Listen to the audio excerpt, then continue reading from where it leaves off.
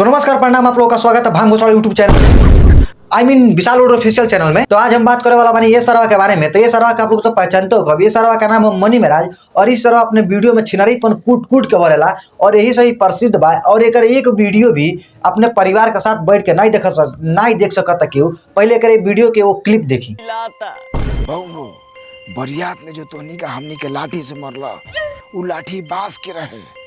अइहे जे लाठी से तोहर दीदिया पिटाता, उ लाठी मांस के हो ना।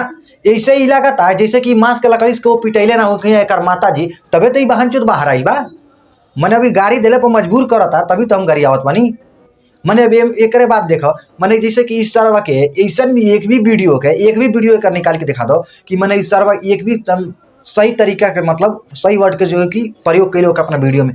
सारा घटिया तरीका से वीडियो का जौन बाकी पेश करला सरवा। हर एक वीडियो में घटिया, हर एक वीडियो में घटिया सरवा।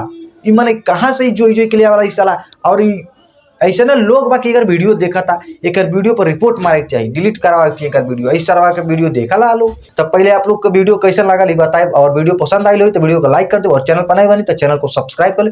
तो चलिए मिलते हैं कोई नेक्स्ट वीडियो में, तब तक के लिए जय हिंद, वंदे मातरम।